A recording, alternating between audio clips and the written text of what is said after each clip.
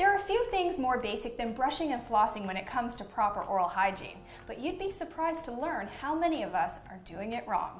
We're here with one of Toronto's top dental practitioners, Dr. Natalie Archer, who's going to show us how to brush and floss like a professional.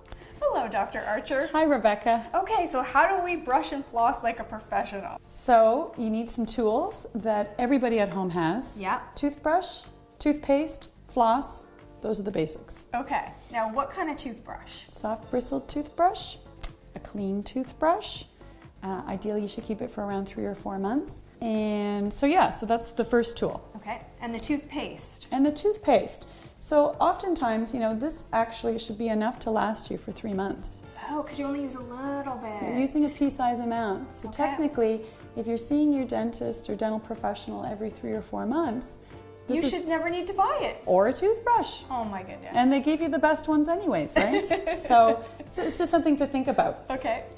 In terms of the technique, that's what we'll probably talk a little bit about today. Okay. And so a lot of people are confused or need some strategies. Mm-hmm. My recommendation, start with the back. Start with the harder areas. Start Okay. with the areas that we forget. Holding it like a pen, not like a scrubber. It gives you that nice grasp and that nice pressure. Okay. You've got a nice pea-sized amount of toothpaste on the toothbrush. I'm just doing nice circular motions on a 45-degree angle. And right at the gum line. I start there because a lot of people tend to forget there. Most people tend to start this way, Right. which is great. So I'm just sort of switching it up, for the basics in terms of let's get the areas that we're missing. So it's around the 45-degree angle on the back teeth there. So you're making sure if you have any food in there, if you've just eaten, take a rinse, brushing it out. Of course, we want to do the grinding surface as well. Remember to get in on the inside of the teeth there. That's where a lot of us get the buildup. If you find you just can't get a little light modified pen grasp, use your non-dominant hand. Oh, okay. You can even That's a try it good for idea. putting your makeup on. You won't make a mistake. You'll be so careful. And it's actually good for your brain. Okay. So that's a neat sort of trick. So you're going to be brushing your teeth. You're going to be brushing them all over. And how long? 2 minutes is ideal. And use a timer. So using a timer such as a song, 2 minutes, Okay. a favorite song kind of keeps you upbeat, keeps you busy. You don't think about it. When the song is done, you're done. Perfect. Or you could use an electric toothbrush that has built-in timers in it. And these are fantastic. 2 speeds, nice small bristles, nice and soft, and it gets all around and it also gives you a nice professional feel. So those are some things there. For people who need to brush other people's teeth, parents, older people who need an extra handle, there's these specialized toothbrushes which are fantastic. With one movement, they can brush the grinding surface, the outside surface, and the inside all at at the once. same time. So technically that cuts down the brushing time. These are Okay. specialized toothbrushes. Love that. Yeah, so those are nifty. Okay, now how do we store? Storing the toothbrush, great point. So, you want to make sure the toothbrush is clean before you put it away.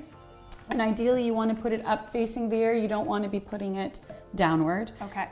Or you don't want to be leaving it for lengthy amounts of period into an enclosed travel case. Right, because It this is just a breeding ground for bacteria, It right? is. And if you Yeah. open it and you smell that, you know that that's probably not a good thing. Okay. We want to keep it up. We want to keep it near the air, away from the toilet, in a nice area where it's, as clean as possible. So, putting it away in a medicine cabinet, putting it up away, those are some great tricks there. All right.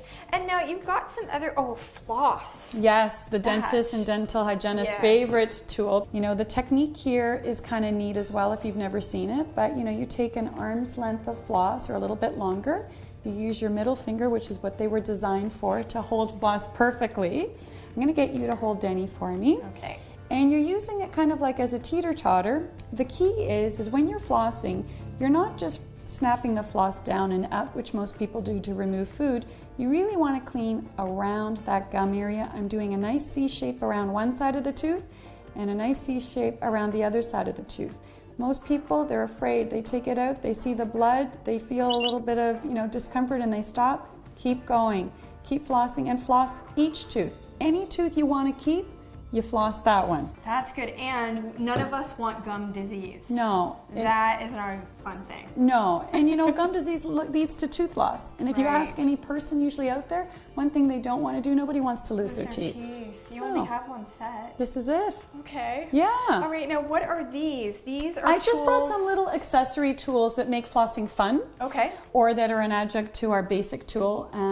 People have seen these little floss fitters out there. These are wonderful for children or for people who have certain areas that are kind of hard to get at. Yeah. Especially who have wisdom teeth at the back. These are perfect things. I mean, for all those East Coast lovers with the lobster sort of thing, or children that want something bright and make it fun or color code, those are there.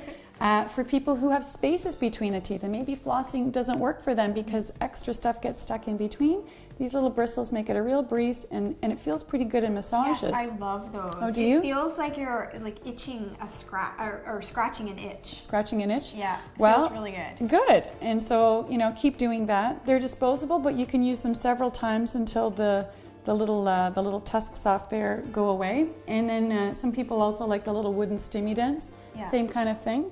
So those are the basics. Okay, that's great. So if we keep doing all of these things and we come in for regular checkups, we're going to keep our teeth. You're going to keep your teeth, and it's, you know what it is? It's quality of life. So you and I have these teeth that ideally we want to keep until we're 120 years old, and we want them in the same position, and we want to be able to eat and drink and do all the things that we're doing now for a good quality of life.